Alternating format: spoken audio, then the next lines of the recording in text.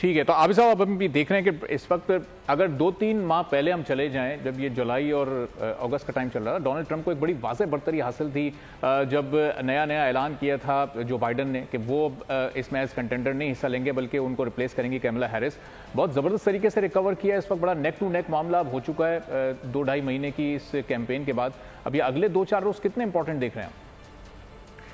Ji thank you जी, मुझे line पे लेने के लिए जी। जैसे अभी बकाया साहबा कह रही थी, उन्होंने बिल्कुल ठीक कहा कि ये बहुत ही एक यूनिक और बहुत डिफरेंट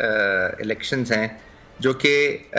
जैसे जैसे अपने फाइनल के करीब जितना जा रहे हैं उतने अनप्रेडिक्टेबल होते जा रहे हैं। और आपने बिल्कुल ठीक कहा कि ये जो पेस थी उसमें तो कुछ और नज़र आ रहा था, लेकिन अब जब बिल्कुल ये अपने कल्मिनेशन के करीब पहुंच गए हैं तो अब कुछ और रिजल्ट्स भी नज़र आ रहे हैं और साथ में अनप्रेडिक्टेबिलिटी भी बढ़ गई है। लेकिन इसमें जो देखें कि ये दोनों जो कैंडिडेट्स हैं, ट्रंप और कमला हैरिस, जो ट्रंप हैं वो उनका जो स्लोगन है, यानी जो इलेक्शनरिंग स्लोगन है, या आप उनसे कह लीजिए कि उनकी जो पॉलिटिकल टैग लाइन है वो अमेरिका फर्स्ट है। और जो कमला हैरिस हैं उनकी लिबरलिज्म, न्यू लिबरलिज्म और एक जो लिबरल पॉलिसीज हैं उसकी तरफ उनका वो टिल्ट है। तो अब ये अगेन कुछ स्टेट्स आपको भी पता है कि हमेशा से ब्लू होती हैं, कुछ स्टेट्स रेड होती हैं, तो एक्चुअली डिसाइड जो इलेक्शन करता है वो जो पर्पल स्टेट्स हैं उन्होंने डिसाइड करना है। वो जो स्विंग स्टेट्स जिसको हम कहते हैं, जिसमें एरिज़ोना है जी, जिसमें जॉर्जिया है, जिसमें विस्कॉन्सिन है, जिसमें साउथ कैरोलिना है, अब वहाँ पे इश्यूज भी डिफरेंट हैं। और इस दफ़ा जिसने ये जिनकी जो पॉलिटिकल मैनूवरिंग कर रहे हैं दोनों कैंडिडेट्स के, उन्होंने बहुत समझदारी से अपनी जो कैंपेन्स हैं वो प्लान किए हैं। फॉर एग्जांपल एरिज़ोना के अंदर अगर इमिग्रेंट्स का इशू है, क्योंकि वो साउथ मैक्सिको के साथ उसका बॉर्डर है, तो वो उन्होंने वहाँ पे कैंपेन उसी तरह अपनी डिज़ाइन की है। अगर जॉर्जिया के अंदर ब्लैक अमेरिकन ज़्यादा हैं तो दोनों पार्टीज़ ने अपनी कैंपेन्स वहाँ पे उसी तरह डिज़ाइन की हैं। सो एक बहुत एक सिस्टमैटिक तरीके से ये है, लेकिन स्टिल मैं आई एग्री टू बकाया साहबा कि स्टिल आप इसको प्रेडिक्ट नहीं कर सकते। लेकिन इसके साथ साथ जो सबसे ज़रूरी चीज़ है कि आप कह लीजिए कि इस इलेक्शन का आई थिंक ये दुनिया के ऊपर इफेक्ट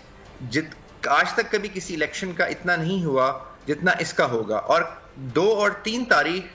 जो है 2 और 3 नवंबर वो बहुत इंपॉर्टेंट है, क्योंकि मिडल ईस्ट में जो कुछ हो रहा है और जो ट्रेजेक्ट्री इजराइल ने अडॉप्ट की हुई है, जिसमें वो अपनी पेरिफेरी को क्लियर करना चाह रहा है और वहाँ से सारी ऑपोजिशंस जो हैं उसकी, और जो जितना भी जो कनेटिक आप कह लीजिए कि ऑपोजिशन है उसको वो आहिस्ता आहिस्ता एलिमिनेट कर रहा है, तो वो बहुत डिफाइनिंग मोमेंट है। इसके साथ साथ जो दूसरा जोन ऑफ कॉन्फ्लिक्ट है जो कि यूरो एशिया को डिफाइन कर रहा है, जो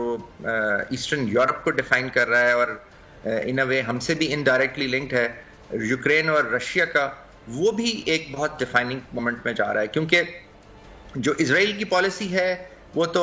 एस्केलेशन डोमिनेंस पे बेस्ड है, जो वो डोमिनेट कर रहा है। जो इस रीजन में यूक्रेन और उसकी है, वो एक यूक्रेन चाहता है कि एक्सटेंडिंग डेटरेंस हो और खुल के वेस्टर्न पावर्स नेटो और अमेरिका उसकी हेल्प करें, वो कि वो कर रहे हैं, लेकिन वो एक प्रॉक्सी के तौर पे कर रहे हैं। सो ये इलेक्शन का रिजल्ट अब डिफाइन करेगा कि